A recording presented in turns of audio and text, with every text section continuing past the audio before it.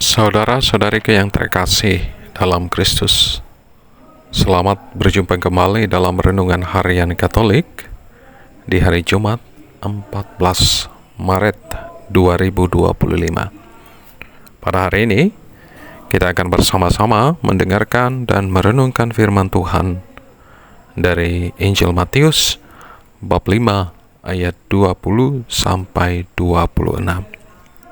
Dalam nama Bapa dan Putra dan Roh Kudus. Amin. Tuhan bersamamu dan bersama rohmu.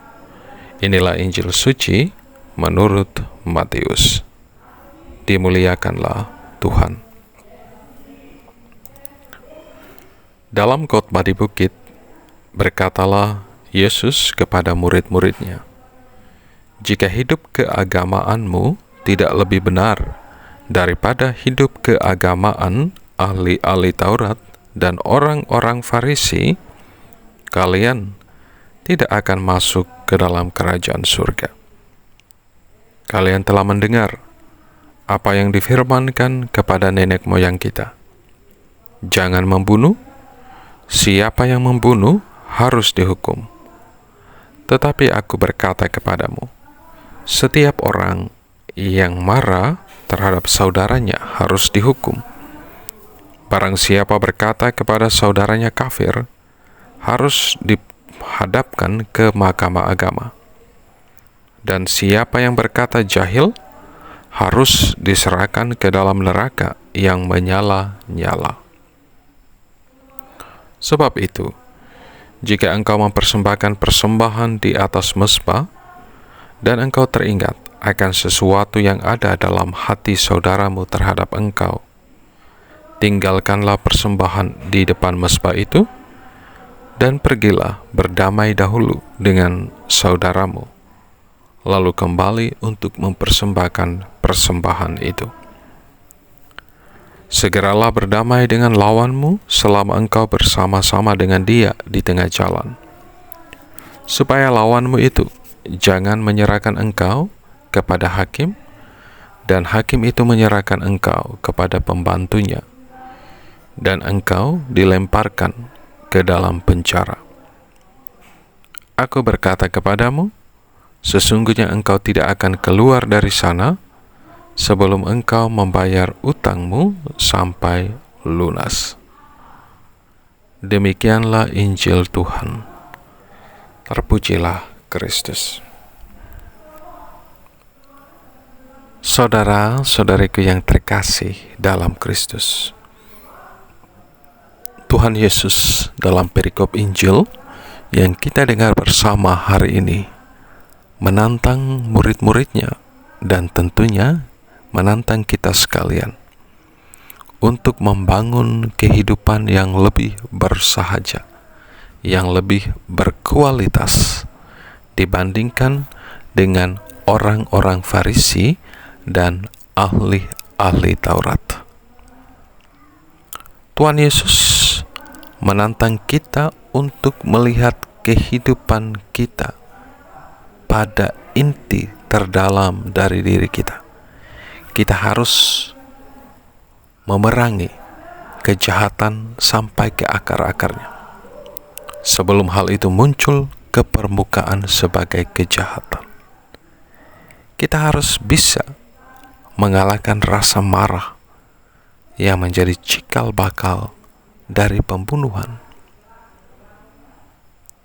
Kita harus bisa mengatur sendiri tata damai di hati dan berdamai dengan sesama kita sebelum kita mempersembahkan kurban, atau sebelum damai itu dipaksakan dari luar oleh otoritas yang berwenang.